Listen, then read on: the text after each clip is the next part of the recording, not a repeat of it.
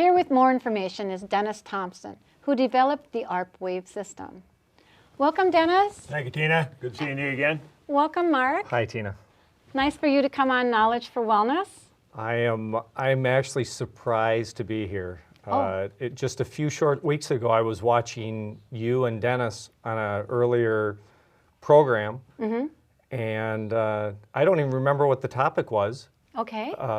But I do distinctly remember you talking and Dennis saying that everyone should be able to live free of pain. Yes. And that jumped off the screen at me, and I'm just thrilled to be here, but I never would have expected to be sitting here with both of you today. So you had your first treatment, and we saw the footage of that, and then since then you've also carried on with Dennis with your second and third and fourth treatment.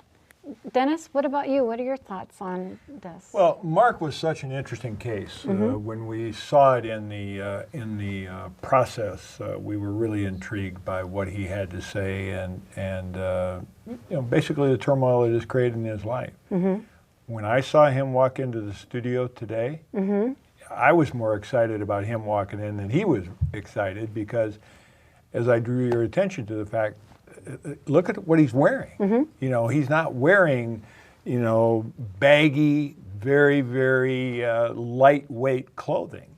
Sure. And it was very gratifying to see him come in that way. Wow. So was there anything that you thought that was dramatic in this time frame that you've been working with Dennis with the ARP wave? I think if we go back to the first treatment we had, now that I've thought about it a little bit, the three things stick out in my mind that struck me.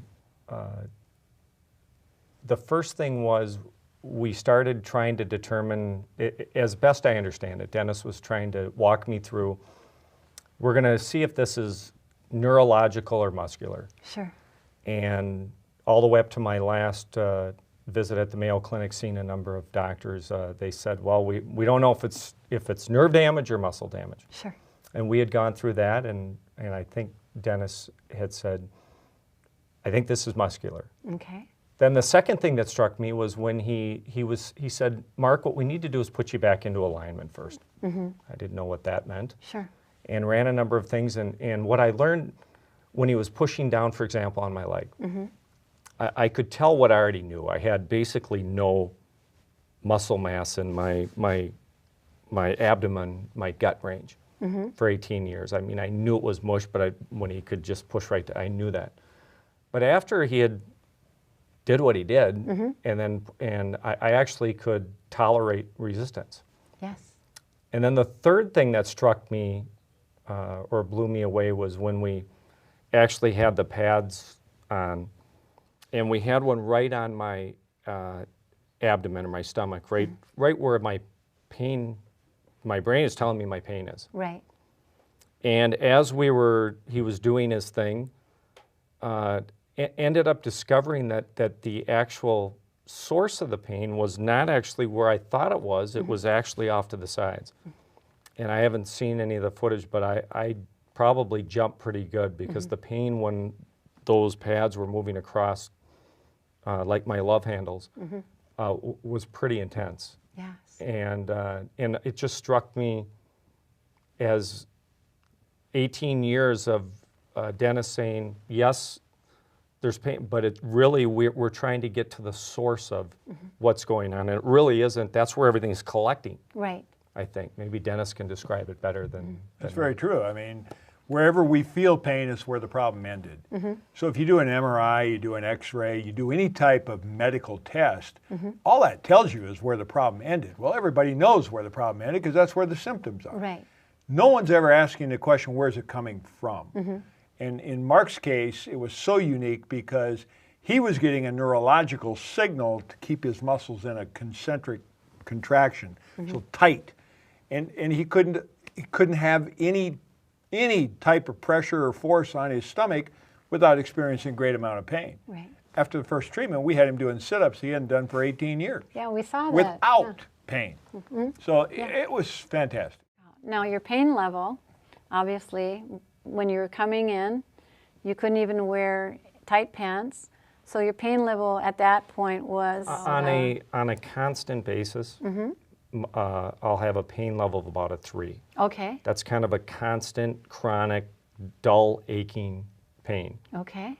As long as I was wearing loose-fitting clothes, shorts, cargo pants, etc., I just tolerated it. I lived with it. Yes. As soon as I put any pressure on for a sustained period, then it would shoot up right away. Okay. So I've gone from a 3 constant without any pressure. Now it's been lowered. I'm guessing now it feels like it's maybe a 1 to 1.5. But I really can't tell, because I can't tell if that's muscular workout fatigue or if it's still a little. I guess I can't honestly say for sure. But I'm only 4 treatment. Hopefully by the end we'll be at 0. Yeah. So let me ask you this. When you cinch up your pants, what's it feel like? Right now I don't feel any pain. Prior to meeting me, what did it feel like? I would not. I'd have to. Well, there you go. I'd have to loosen these. I would not be able to sit here. What part of this are you missing? I'm still. It's the 18 years of the synapses aren't probably firing, or I'm behind the curve. And what did Mayo tell you it was? What did the Mayo Clinic, the epicenter of medicine in this country, what did they say it was? They said after going down I went with my father for a full workup at the Mayo. This is after years of different procedures, medications, pinpoint injections, etc. Right. Went down and they do a full workup. Several doctors. Oh, yes. It's quite the deal.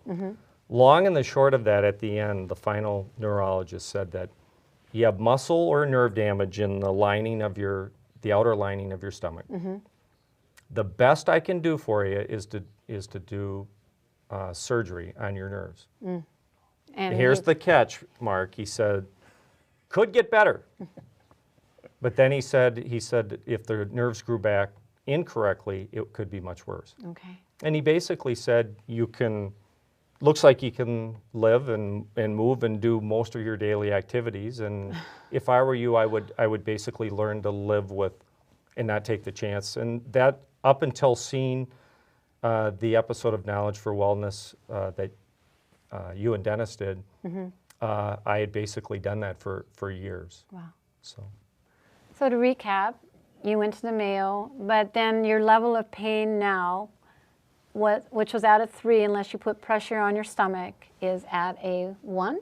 it's probably, I'd say, a 1 or 1.5, call it 4 sessions into it. Yeah. No, to me, that's a great quality of life, much better quality of life. You can wear nice looking dress pants that you're wearing today, along with you don't have to do the same wardrobe every day. Well, this is the first time I've tried it. Oh, okay. And we're going to get him to play golf. We're going to get him to swing a golf club after treatment number 5. He'll be swinging a golf club without pain. Okay, well, we'll have to videotape that. So, Absolutely. Yes. Wow.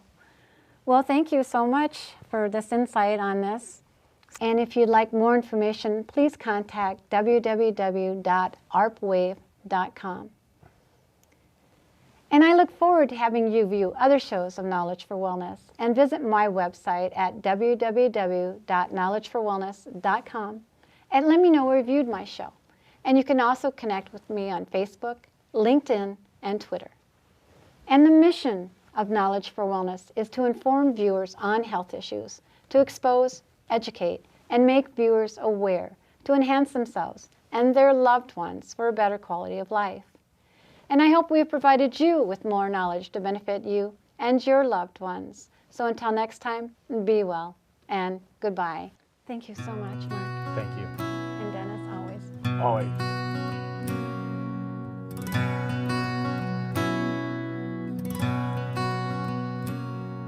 Over time you've healed so much in me, and I am living proof that although my darkest hour had come, your light could still shine through. And at times it's just enough to cast the shadow on the wall.